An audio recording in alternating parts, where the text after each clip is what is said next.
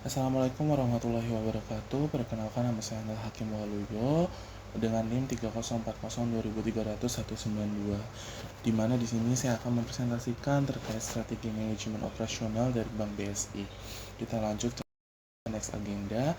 Yang pertama ada sejarah BSI, kedua ada strategi Bank BSI dalam peningkatan operasional, ketiga ada strategi Bank BSI dalam optimalisasi proses, keempat ada langkah awal yang diambil dalam optimalisasi proses dari Bank BSI.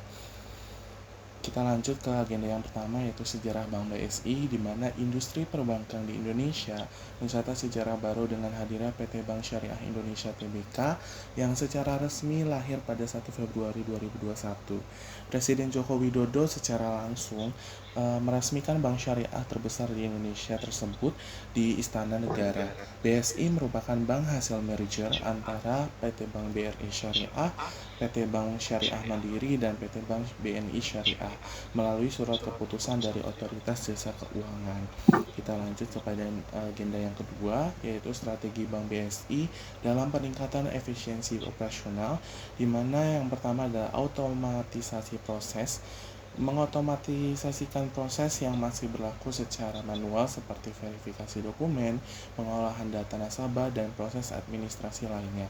Yang kedua ada implementasi teknologi, di mana BSI memanfaatkan teknologi terkini seperti sistem manajemen informasi yang canggih, analitika data, dan kecerdasan buatan yang meningkatkan efisiensi dalam pengolahan data.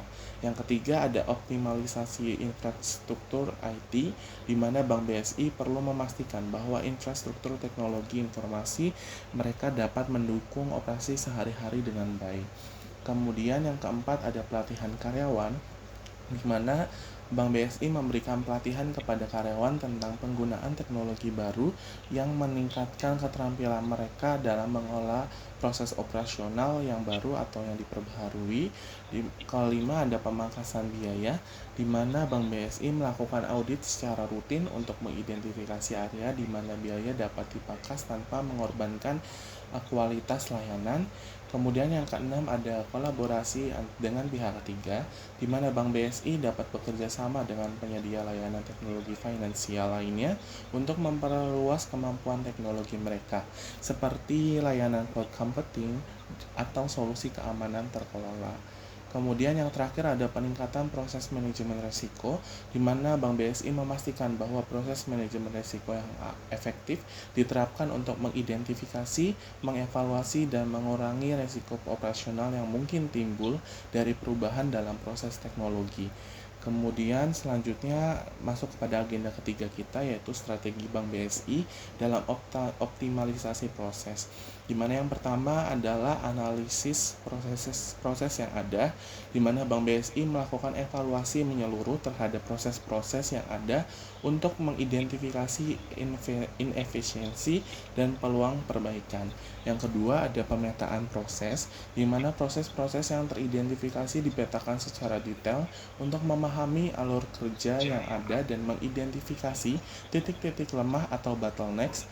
Yang ketiga yaitu identifikasi pemborosan, di mana Bank BSI mengidentifikasi pemborosan waktu, sumber daya, atau biaya dalam proses-prosesnya seperti redundansi, kemudian tugas-tugas yang tidak perlu ataupun penundaan.